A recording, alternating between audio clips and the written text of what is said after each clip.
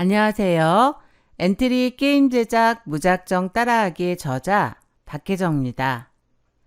어떤 조건에 맞춰 각각 다른 명령어를 처리하는 것을 선택 구조라고 합니다. 이번에는 선택 구조를 이용해 한국사 퀴즈를 만들어 보도록 하겠습니다. 엔트리봇 오브젝트는 삭제 버튼을 클릭해서 삭제합니다. 오브젝트 추가하기를 클릭합니다. 오브젝트 추가하기 대화 상자가 나타나면 검색창을 이용해 칠판이라고 검색합니다. 칠판을 선택합니다. 다음으로 선생님을 검색합니다. 선생님 1을 선택합니다. 적용하기를 클릭합니다. 선생님 오브젝트의 정보를 수정해 보도록 할게요. 수정 버튼을 클릭합니다. 선생님의 X좌표를 마이너스 190으로 수정하고 Y좌표는 마이너스 30으로 수정합니다. 자, 이번에는 칠판에 글자를 추가하기 위해 다시 오브젝트 추가하기를 클릭합니다. 오브젝트 추가하기 대화 상자가 나타나면 화면 위쪽에서 글 상자를 선택합니다. 글 상자의 내용에 자랑스런 한국사 퀴즈라고 입력하고 글꼴은 필기체로 지정하고요. 글자 색상은 노란색으로 지정하고 글자 배경은 투명하게 지정합니다. 적용하기를 선택합니다. 글상자 오브젝트의 정보도 수정해 보도록 하겠습니다. 수정 버튼을 클릭합니다. 글상자 오브젝트의 Y좌표를 45로 수정하고 크기는 100으로 수정하겠습니다. 자, 이제 본격적인 코드를 작성해 보도록 하겠습니다. 선생님 오브젝트를 클릭합니다. 프로그램의 시작 방법을 지정하기 위해 시작 카테고리에서 시작하기 버튼을 클릭했을 때 블록을 블록 조립소에 이렇게 배치합니다.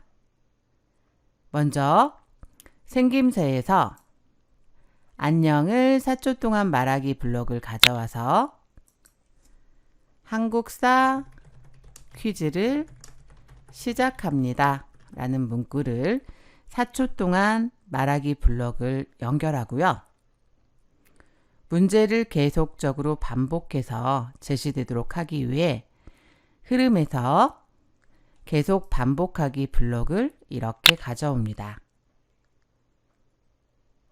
문제를 푸는 사용자에게 문제를 제시했을 때 답을 입력하도록 하기 위해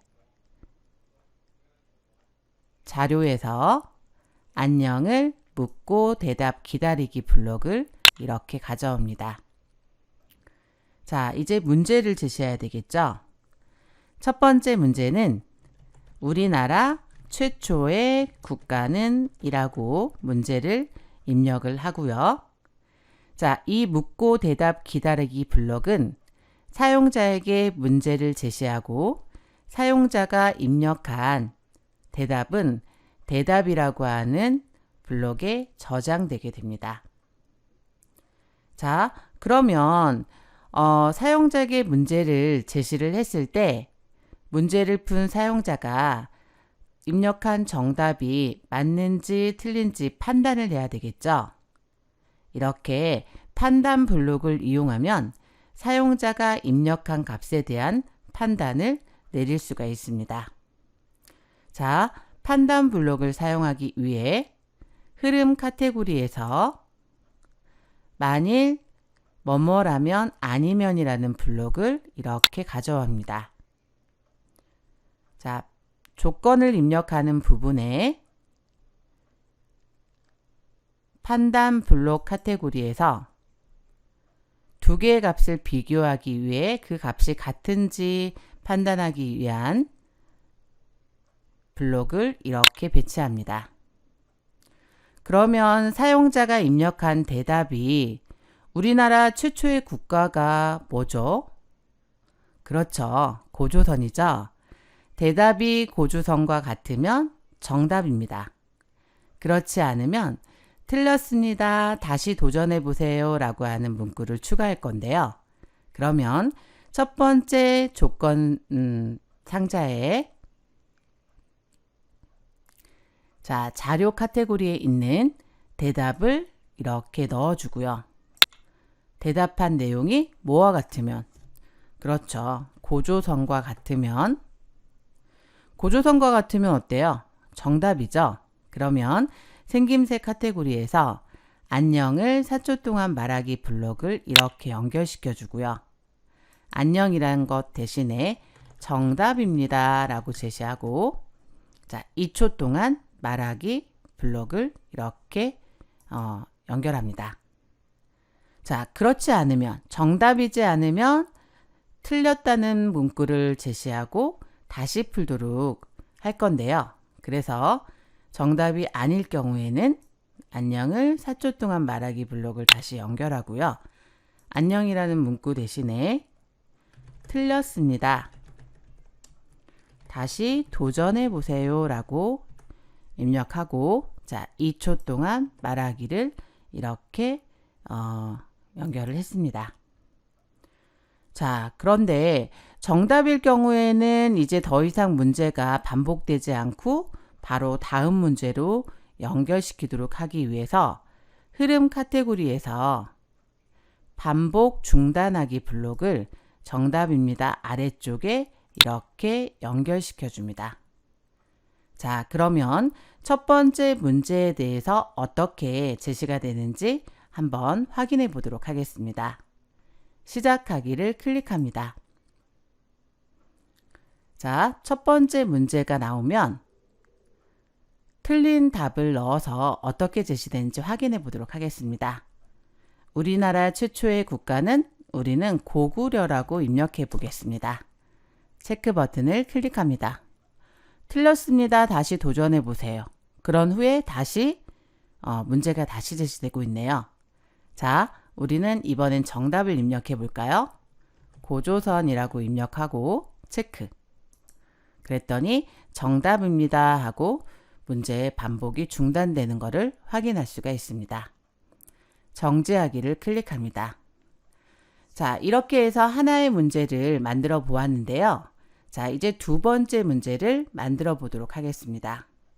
그러면 다시 처음부터 반복하는 게 아니라 아까 첫 번째 문제 세트를 그대로 복사해서 문제와 답만 변경해서 사용하면 되겠죠. 자, 계속 반복하기 블록을 선택하고요.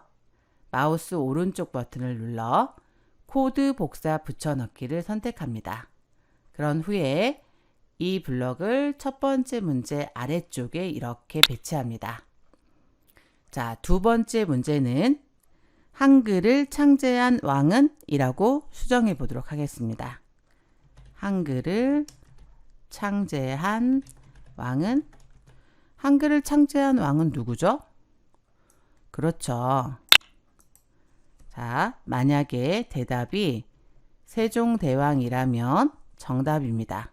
그렇지 않으면 틀렸습니다. 이렇게 제시되도록 두 번째 문제를 추가하였습니다. 자, 여러분이 다른 문제도 이렇게 문제와 답만 가지고 있다면 얼마든지 다양한 문제를 추가할 수도 있습니다.